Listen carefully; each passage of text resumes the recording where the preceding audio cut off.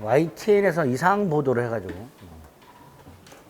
어제 그제 공인중개사 커뮤니티가 난리가 났었죠. 청와대 청원 게시판하고 공인중개사 제도를 폐지한다고.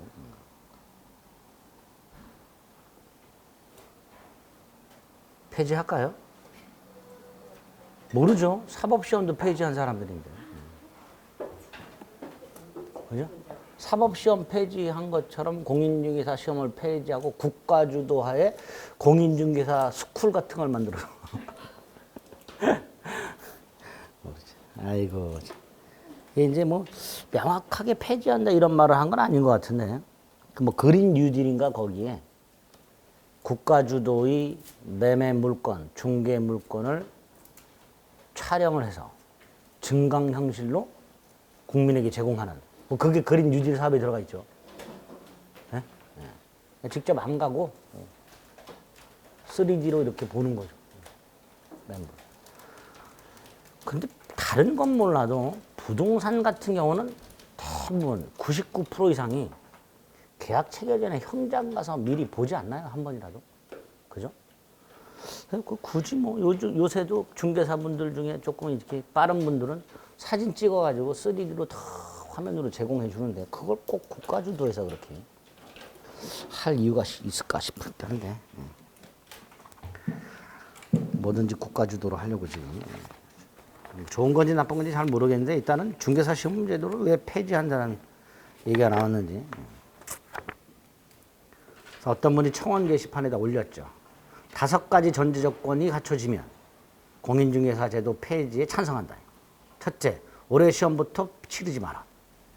두 번째, 모든 공인중개사 자격증을 갖춘 자에게 손해를 배상하라. 뭐 등등. 도저히 국가가 받아들일 수 없는 5가지 전제 조건을 들어주면 폐지에 찬성하겠다고. 거기에 또 많은 분들이 좋아요를 눌러가지고. 14번. 점유에 관한 설명으로 틀린 것은 이라고 되어 있습니다. 조문 잘 보시면 된다고 그랬어요. 1번은 관념적 점유라고 해서 피상속인이 사망하게 되면 그 피상속인의 모든 권리와 의무가 상속인에게 그대로 포괄승계되죠. 상속인이 피상속인 사망 사실을 몰라도 승계한다고 그랬죠. 1번 틀렸죠. 답이 다이렉트로 그냥 1번에 틀렸네. 2번은 197조 1항. 점유자는 소유이사로 평온하고 공연하게 선의로 점유한 걸로 추정한다. 무과실 점유는 추정되지 않는다. 자, 3번이 좀 이해하기가 까다로워요. 점유물 반환 청구에 대해서 점유 침탈자는 그 점유물에 대한 본권이 있다는 이유로 반환을 거부할 수 없다 이렇게 되어 있습니다. 이걸 이제 길게 말하면 이렇게 되는 거죠. 갑, 을에게 임대를 합니다. 그런데 임대차 기간이 남았는데도 불구하고 갑이 물건을 회수해 가버려요. 임대차 기간이 남았는데도 불구하고 정당한 이유 없이 갑이 물건을 회수해 갔다면 침탈이죠. 침탈이에요. 을의 입장에서 점유가 침탈된 거예요. 따라서 을은 갑에게 점유물 반환 청구할 수 있죠. 있죠? 그런데 문제는 갑이 소유권을 갖고 있단 말이죠.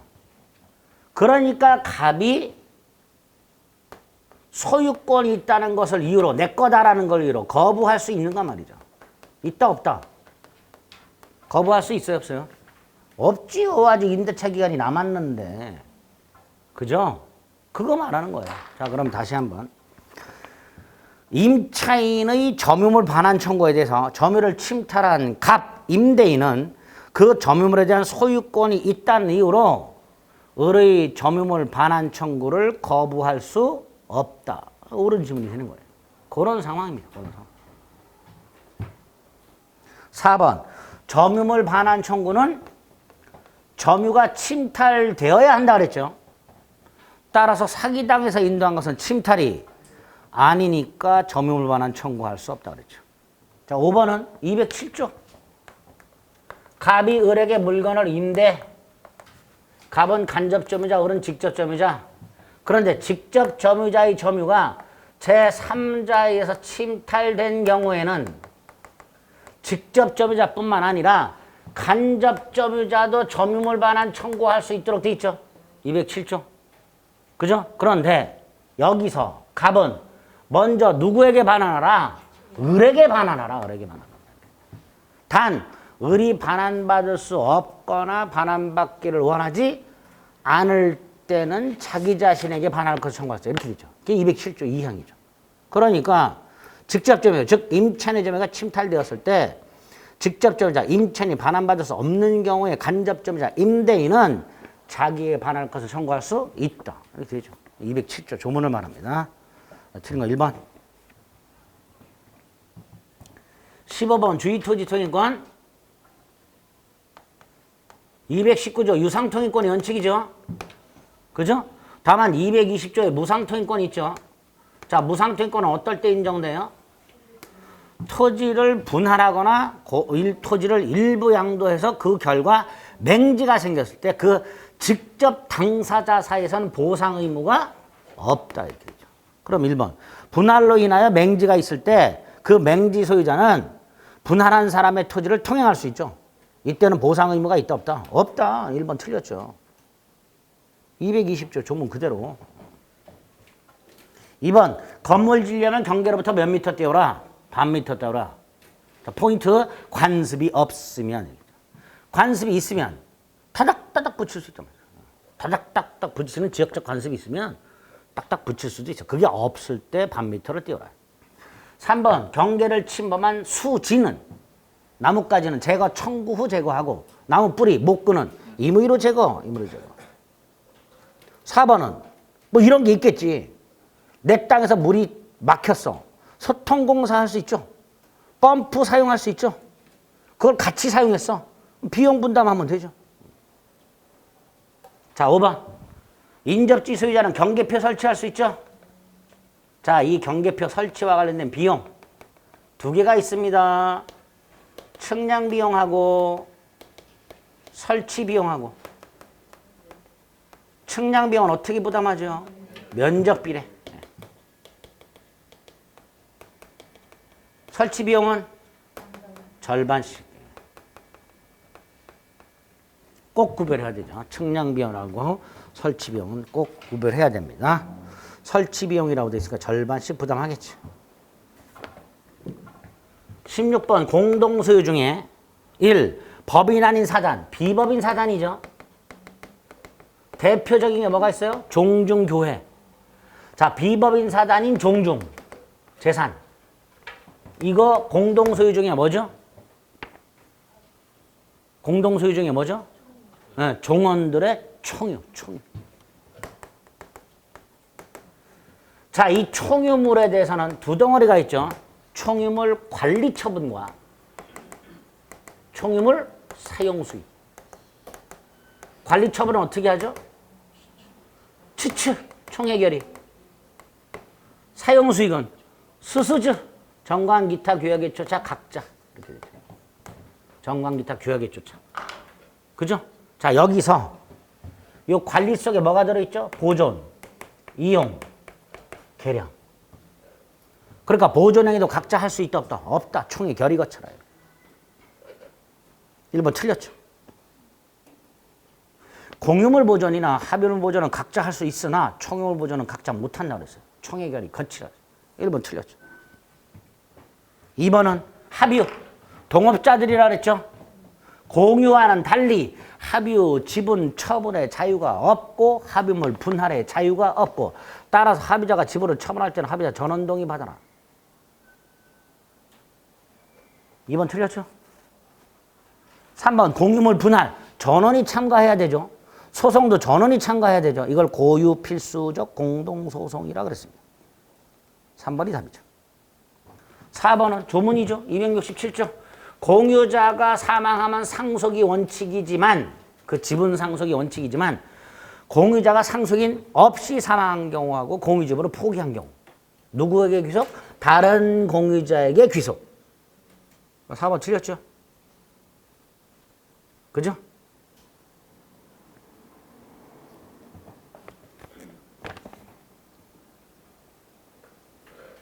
5번은 최근에 나온 거죠.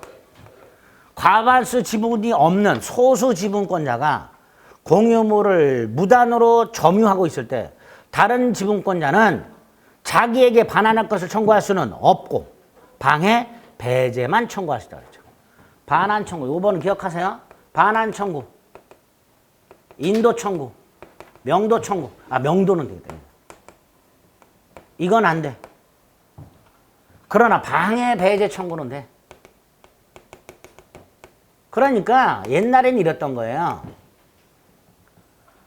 갑이 2분의 1, 을이 2분의 1을 갖고 있어요. 과반수 아니죠? 근데 갑이 무단으로 점유하고 있어요. 옛날에는 을이 갑에게 방해, 배제, 땅을 비워라. 그리고 반환하라. 나한테. 이렇게 됐었어요. 근데 최근에는 땅을 비워라. 까지만 되고 반환하라. 이건 안 된다. 이렇게 바뀌었다. 그렇죠? 따라서 5번 X, 옳은 거 3번. 5번은 작년까지만 해도 옳은 지문이었다. 그렇죠?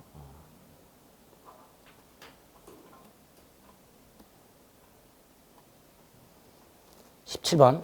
법정 지상권이 인정되는 경우. 자, 일단 305조 법정사건이나 366조 법정사건 또는 관습법상 법정사건 공히 토지와 건물이 존재하고 소유자가 동일. 이게 출발점이죠.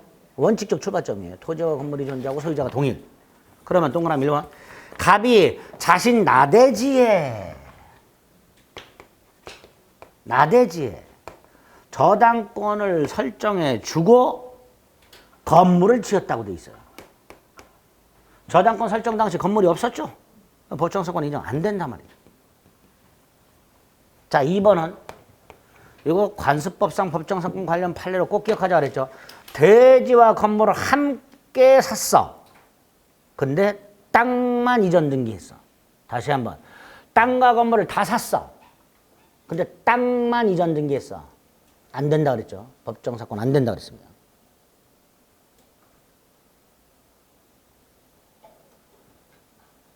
3번은 을이 갑으로서 땅을 샀지요. 그죠? 그리고 그 매수인이 건물을 지었죠. 제가 이것도 관습법상 법정사건에서 땅을 매매한 상태에서 판례가 2개가 있다고 그랬어요. 매수인이 건물을 지었든 매도인이 건물을 지었든 법정사건은 인정되지 않는다. 기억하자 그랬어요. 3번이죠. 4번은 갑을병이 같은 지분으로 공유하고 있는 대지라고 되어 있죠.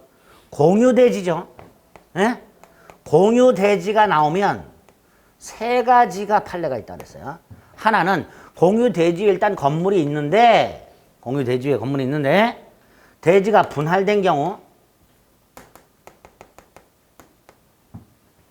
그 공유 지분만 판 경우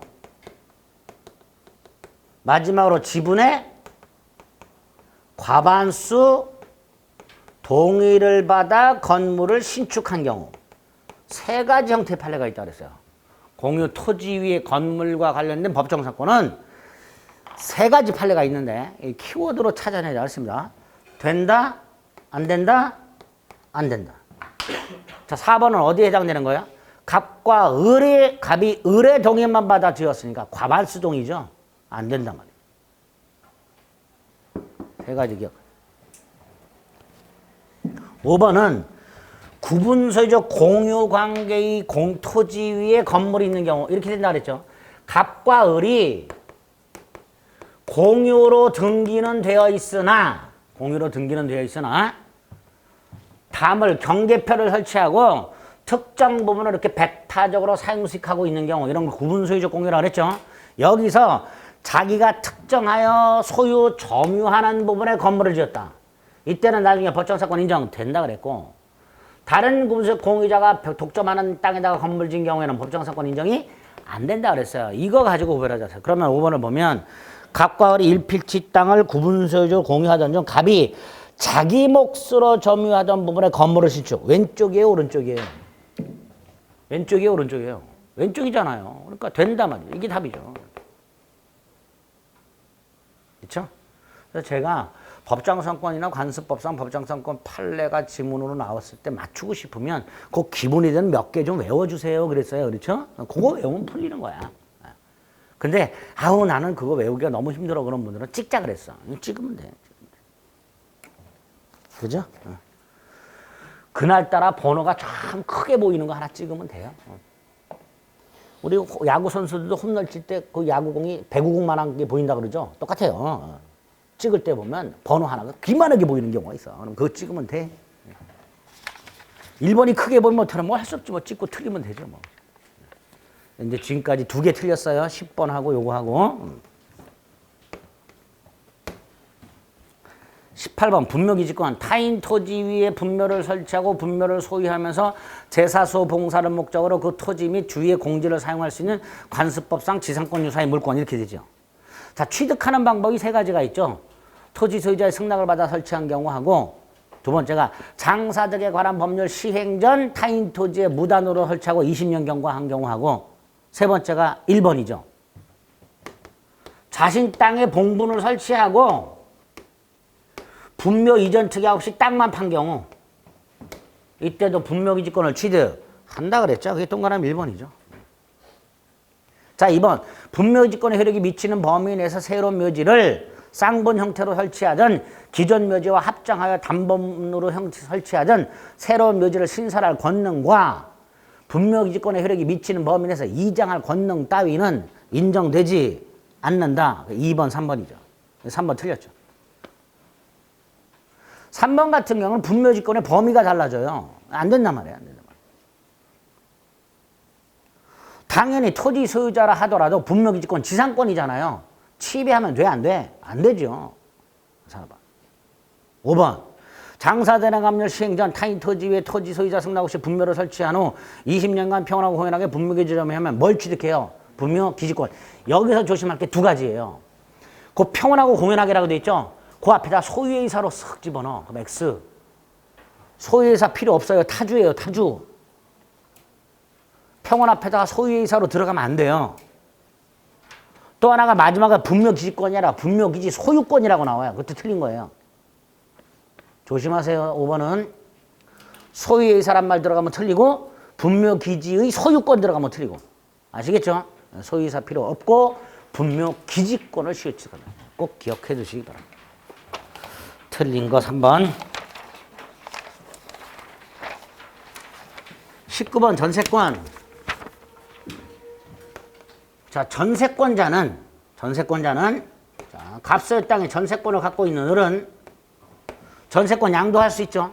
담보증할 수 있죠. 목적물 임대 전전세 할 수 있죠. 설정자 동의 필요 없죠. 다만 금지특약할 수 있죠. 그래서 이렇게 말하죠. 금지특약이 없는 한 설정 동의 없이 양도, 담보제공, 임대, 전전세 할 수 있다. 자, 2번째 전전세. 전전세는 전세권자와 전전세권을 취득하려는 자 사이에 전전세권 설정 계약과 전세금의 지급과 전세권 부기 등기에서 취득하는 또 다른 전세권이라고 그랬죠. 이때 전전세권이 설정되기 위해서 원전세권 설정자 동의 필요 있다 없다? 없다 그랬잖아요. 전세권 양도, 담보제공, 임대, 전전세 할 때 설정자 동의 필요 있다 없다? 없다. 1번 틀렸죠. 원전세권 설정자의 동의 따위는 필요가 없다. 그죠? 2번 전세권에는 전세금 증감 청권이죠. 그죠? 경제사정의 변동으로 약정한 전세금이 상당하지 않게 되면 당사자는 일방적으로 증액 또는 뭐를 청구할 수 있다? 감액. 이거 청구할 수 있죠. 그래서 합쳐서 무슨 청구? 증감 청구를 하죠. 그런데 요거는 제한이 있죠. 요거 증액만은. 감액은 없고 증액. 어떻게? 20분의 1 초과 증액 금지, 1년 내 재증액 금지. 그런데 2번은 뭐라고 돼 있어요? 세 번째 줄에 증감이라고 하니까 틀렸죠. 감이 틀렸죠. 감 지워야죠. 증액이라고 했죠. 제한은 증액 청구면 제한이다. 증액 청구.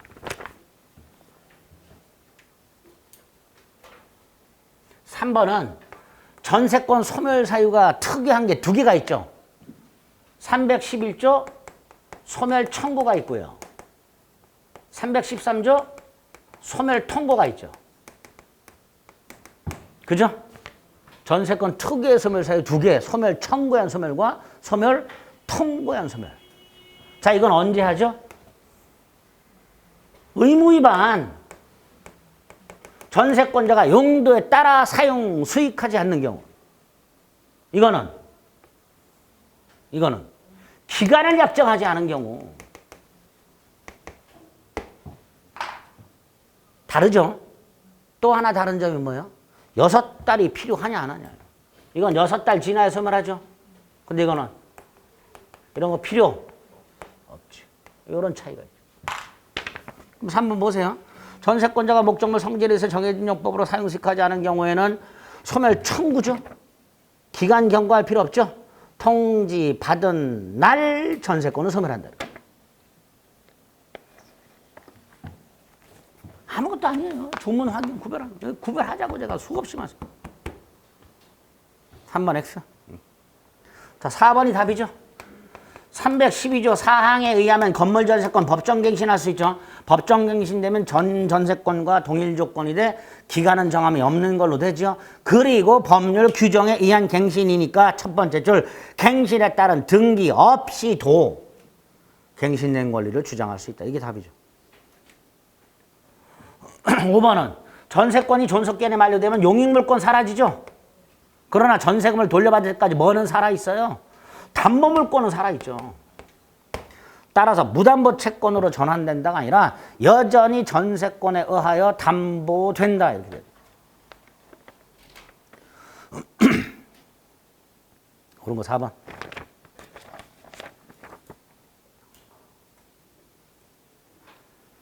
자, 20번을 보니까 가본 자시소유 건물에 을에게 전세권 설정계약하고 을에게 전세권 등기를. 을이 전세권자죠. 자, 전세권자에게 인정되지 않는 거 답 나오는 게 딱 있어. 뭐 필요비 상환 청구권 1번. 유익비 상환 청구권은 있지만 필요비 상환 청구권은 없다 그랬죠. 답은 1번.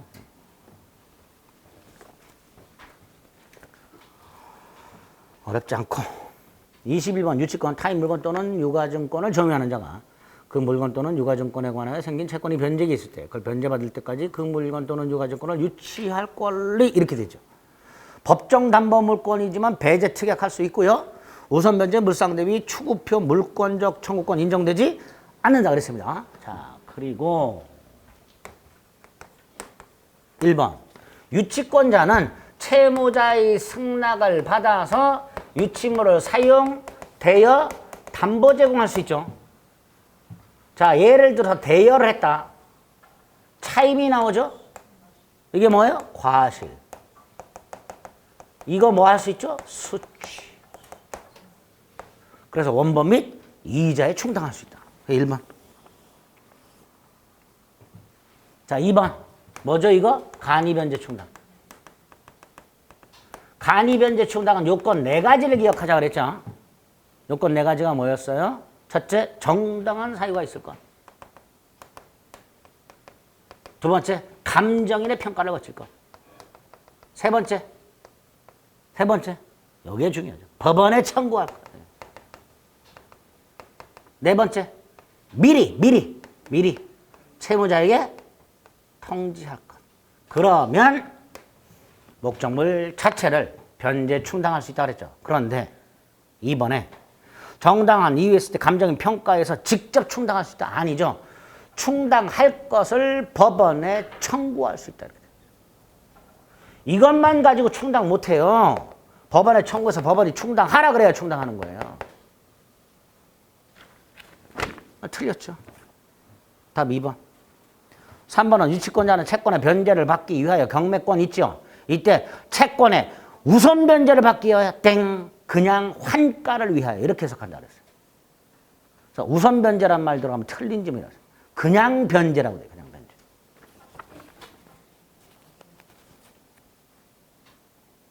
그리고 이 변제를 받기 위하여를 뭐라고 해석한다? 우선 변제를 받기 위하여 환가를 위하여 이렇게 해석한다 그랬어요. 4번 말씀드렸고 5번 유치권을 행사하고 있다 하더라도 채권을 따로 행사하지 않는 한 그 채권은 소멸시효가 진행된다. 이걸 326조에서 뭐라고 해놨어요? 유치권의 행사는 피담보 채권의 소멸시효 진행에 영향을 미치지 아니한다. 이렇게. 5번. 틀린 거 2번. 조심하세요. 이렇게 간이변제 충당. 22번. 이거 설마 틀린 분 없죠? 제가 주둥이 터져라 말씀드렸죠. 담보물권만 불리양도하는 것은 하늘이 두 쪽 나도 안 된다고 그랬어요. 1번이죠. 틀렸네? 그죠? 담보물권만 팔아먹는 건 하늘이 두 쪽 나도 안 된다고 그랬어요. 채권하고 같이 팔아먹어야 된다. 채권만 팔아먹는 건 예외적으로 가능하지만 담보물권만 팔아먹는 건 절대로 안 된다고 그랬습니다. 1번 X. 2번은 뭐죠? 피담보 채권의 범위 360조 원본, 이자, 위약금, 채무 불이행을 이유로 한 손해배상, 저당권 실행 비용. 여기서 두 가지는 꼭 기억을 해달라 그랬습니다. 위약금은 특약 플러스 뭐가 있어야? 등기가 되어 있어야 우선 변제 받는다 그랬어요. 위약금은. 또 하나, 채무 불이행을 이유로 하는 손해배상, 다른 말로 지연배상. 요거는 원본의 이행기를 경과한 후 1년분에 한해서만 우선 변제를 받을 수 있다. 그 두 가지는 꼭 기억을 해달라고 그랬습니다. 그러니까 2번. 등기하지 않았으니까 담보 된다, 안 된다? 안 된다 말이죠. 담보란 말을 바꾸면 돼요. 우선 변제로 바꾸면 돼요.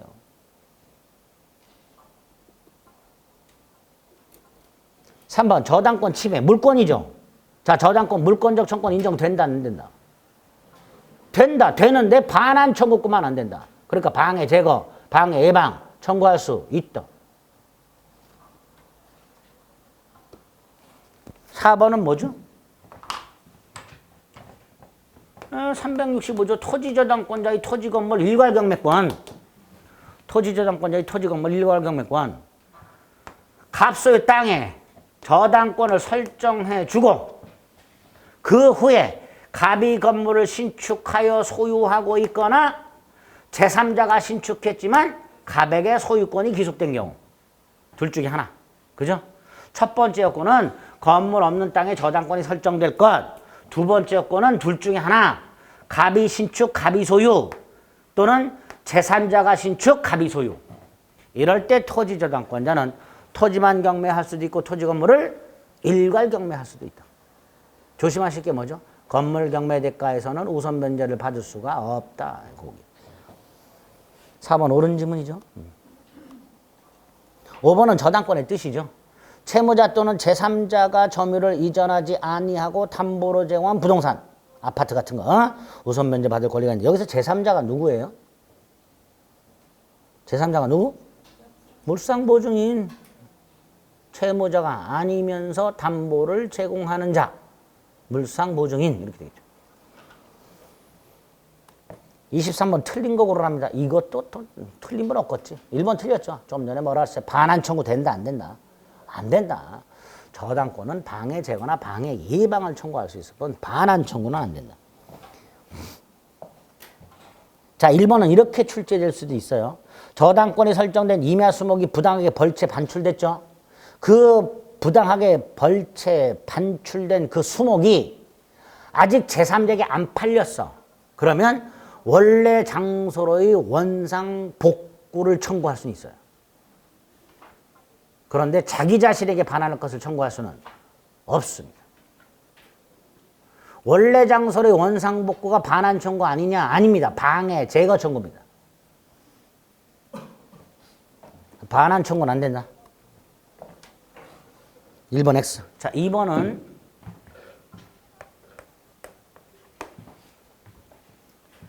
갑소유 101호에 1번 저당권자 을이 있고 2번 저당권자 병이 있는 상태에서 갑이 을한테 돈을 갚아요. 갑이 이렇게 변제를 해요. 그럼 을의 저당권 소멸하지요. 그리고 을의 저당권 말소 돼야 되지요. 그리고 병의 저당권이 1번으로 순위가 올라가야 되죠. 그런데 을의 저당권이 말소가 안 되고 있어. 그럼 병의 저당권의 순위가 등급상 올라가지를 못해. 그래서 얘가 말소 청구할 수 있어요. 이걸 유해등기 말소 청구라고. 2번 저당권자의 저당권에 기초한 방해 제거 청구권. 물권적 청구권이다. 이렇게 봅니다. 판례가.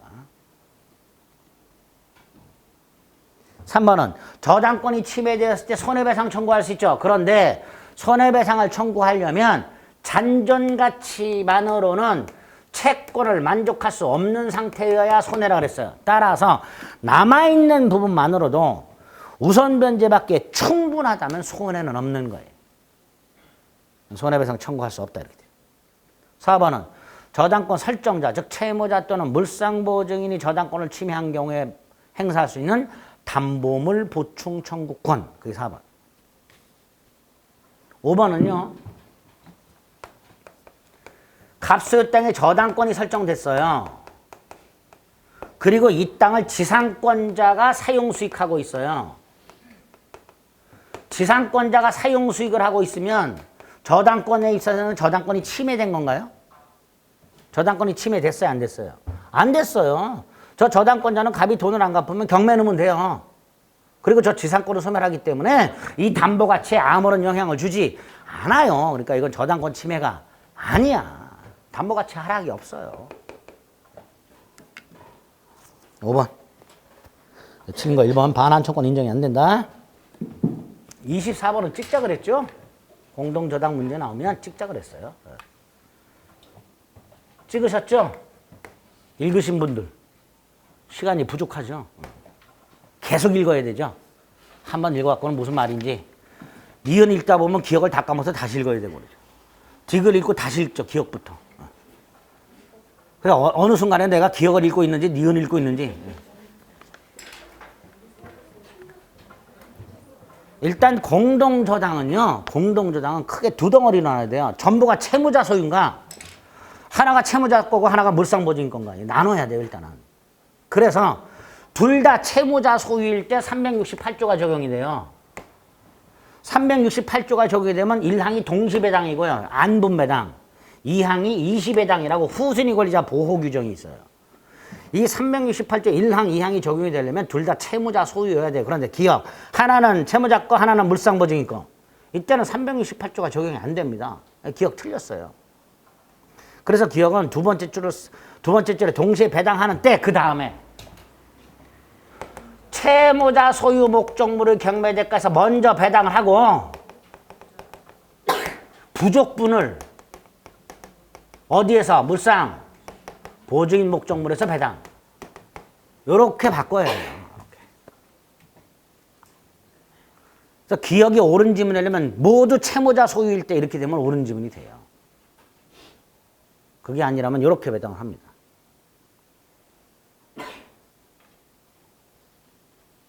그럼 디귿도 봅니다. 둘 다 채무자 거 아니죠? 물상 보증인 거죠? 그죠? 그럼 디귿은 하나가 채무자 거고 하나가 물상 보증인 거야. 여기에 공동저당권자가 있어. 그리고 각각의 목적물에 후순위 권리자가 있어. 이렇게. 아까 동시배당 하더라도 이렇게 배당한다 그랬죠? 그럼 20배당을 생각해 봅니다. 20배당 중에서 이게 먼저 경매된 경우 채무자께. 그럼 원래 둘 다 채무자 거라면 얘는 요렇게 을을 대신해서 우선 변제를 받을 수가 있어요. 그런데 요런 상태에서는 안 돼요. 채무자 소유 목적물의 후순위 권리자는 물상 보증인 소유 목적물의 경매대가에서 우선 변제를 받을 수가 없습니다. 두 번째, 이게 먼저 만약에 경매가 됐다. 그러면 그 상태에서 나중에 이게 경매가 되면 물상 보증인이 을을 대신해요. 물상 보증인이. 그리고 그 물상 보증인 목적물의 후순위 권리자가 물상 보증인이 대신한 것을 또 대신해. 이렇게. 그럼 디귿을 읽어봅니다. 채무자 소유 부동산과 물상 보증인 소유 부동산의 각각 채권자를 달리하는 후순위 저당권 병정이 설정되어 있을 때 물상 보증인 소유 부동산이 먼저 경매가 이루어져 1번 저당권자 을이 전부 받은 경우 물상보증인이 대신하고 그 물상보증세 부동산의 후순위 권리자인 정이 그걸 대신한다. 옳은 지문이 되는 거예요. 그죠? 설명을 들어도 잘 몰라. 몰라. 찍자 말이지. 니은은 더 버라이어티해. 환장합니다, 이거. 듣고 그냥 잊어버리세요. 둘 다 채무자 거예요. 니은 같은 경우에는 뭐 하나가 채무자 하나가 뭐 이런 말 없지요. 그러면 없으면 다 채무자 거예요, 일단은. 그 다음에 여기에 을이 있었어요, 이렇게. 그 다음에 여기 병이 있었어. 동시배당하면 안 분배당한다 그랬죠. 그 다음에 이게 먼저 경매가 되면 이렇게 대신한다 그랬죠. 둘 다 채무자 거라면. 근데 문제가 하나 생겼어요. 이 자식이 이걸 먼저 포기해요. 그리고 이걸 경매 넣어요. 그럼 요거 배당하죠? 이시배당이죠? 원래는 다 받아야 되죠? 근데 얘가 다 받으면 얘는 이렇게 대신해야 되잖아. 근데 이 자식이 이걸 포기해서 이걸 대신을 못해. 병 황당하겠죠? 그러니까 우리 법원은 야마 너 네가 포기를 안 했더라면 병이 여기서 대신 받을 수 있는 만큼을 여기서 우선 변제 받을 수 없다 이놈아. 이게 니은이에요. 읽어볼게요. 선순위 공동저당권자 을이 공동저당 목적 부동산 중 일부에 관한 저당권을 포기했어. 이거 포기했어. 포기하고 후순위 저당권자가 있는 목적물을 경매를 넣었어. 이 경우에 을이 여기 보세요. 이걸 포기하지 않았더라면 얘가 대신할 수 있었던 금액만큼을 여기서 병보다 우선 변제 받으면 안 되겠지요. 그거 말하고 있는 거예요. 포기하지 않았더라면 후순위 병이 대신할 수 있었던 한도에서 병보다 우선해서 받을 수는 없다. 네가 이걸 포기함으로써 병이 받을 수 있는 만큼을 못 받게 했지 않냐. 그러니까 여기서 받으면 안 된다. 그렇죠? 옳은 질문 이렇게. 답은 5번. 찍자 이런 것들은 찍자. 26번 약관. 뭐 약관은 뭐 나올 가능성이 별로 없는데 이제 여기 정도 나오는 것만. 일단 약관에 관한 법률상 약관이 계약 내용이 포함되려면 작성자가 명시 설명해야 되죠. 그런데 상대방이 직접 안 나오고 대리인이 나와서 대리인한테 명시 설명했어. 그럼 대리인이 약관 내용을 알겠죠. 자, 지, 부지 누굴 기준으로 판단해요? 대리인. 그렇잖아요. 지, 부지, 선악, 과실 다 누굴 기준 판단? 대리인 판단. 그러니까 대리인에게 명시 설명했다면 본인은 아는 거다 말이지.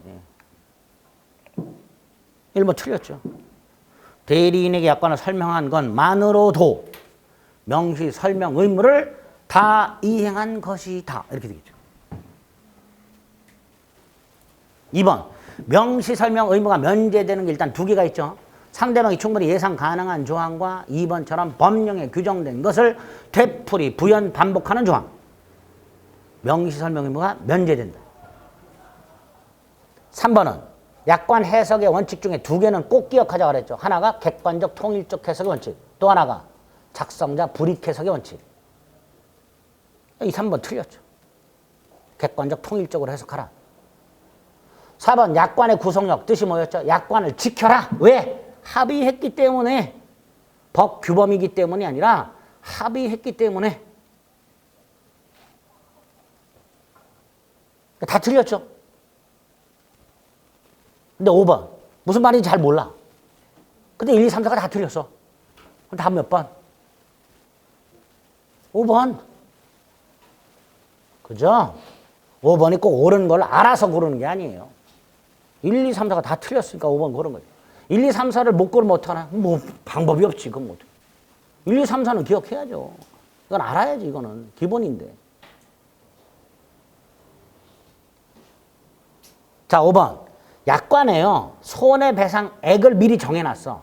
근데 대금은 100만 원인데 약관에 뭐라고 돼 있냐면 대금 100만 원을 지급하지 않으면 손해를 10억을 배상한다. 이렇게 해놨어. 손해배상액이 부당하게 과다하죠. 그렇잖아요. 그럼 그냥 무효예요. 약관규제법이라는 강행 규정을 위반해서 무효가 돼버렸어. 그거를 손해배상액을 적당히 감액해서 유효한 약관으로 할 수는 없단 말이죠. 그게 5번이에요.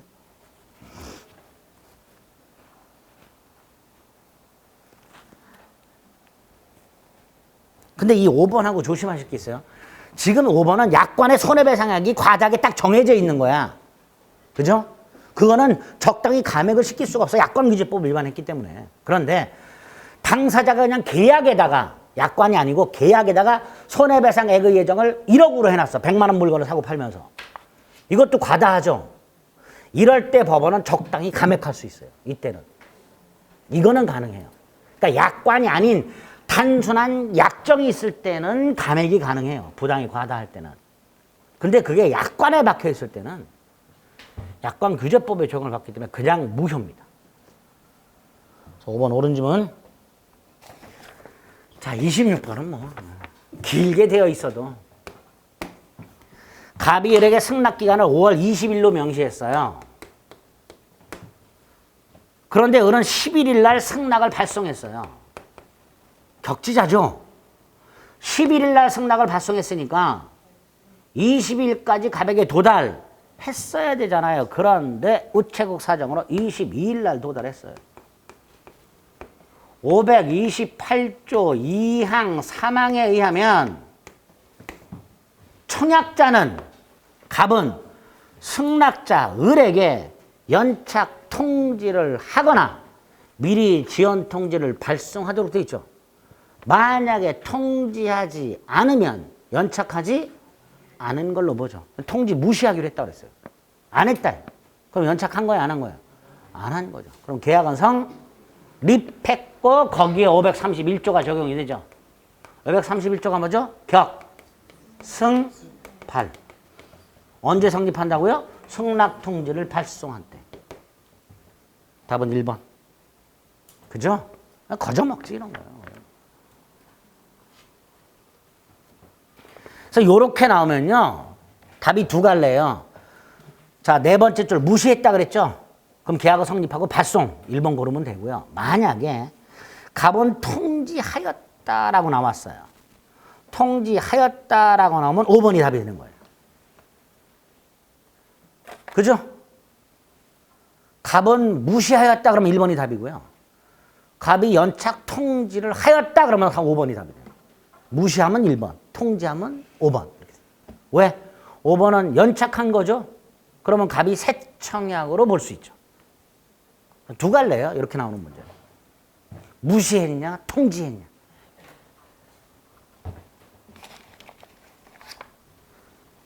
그러니까 2, 3, 4 고른 분들은 조금 반성을 좀 많이 하셔야 돼요. 자, 27번.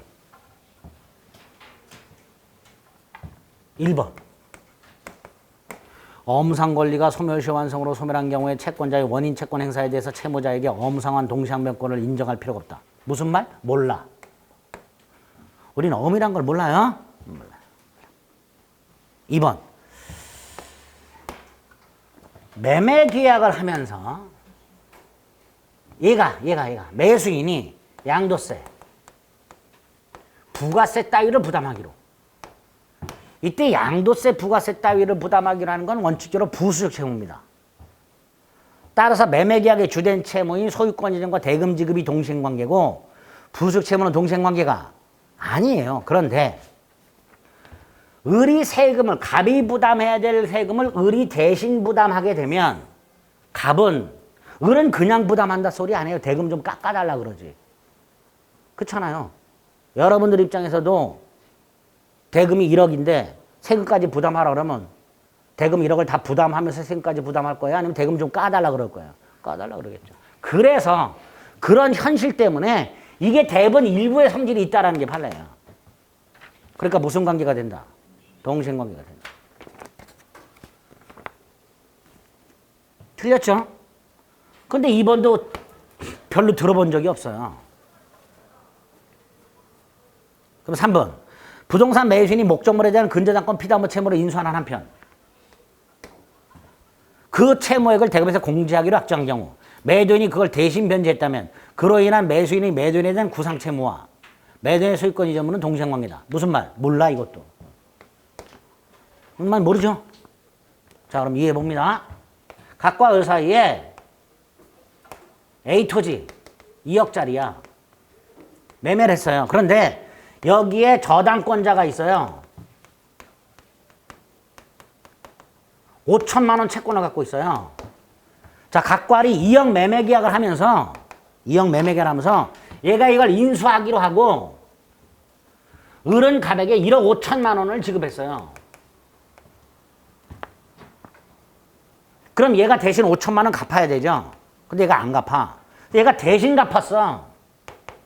구상권이라는 게 있다 그랬죠. 그러니까 얘가 갑에 대해서 5천만 원 구상 채무가 있는 거야. 5천만 원을 줘야 될 채무가 있는 거예요.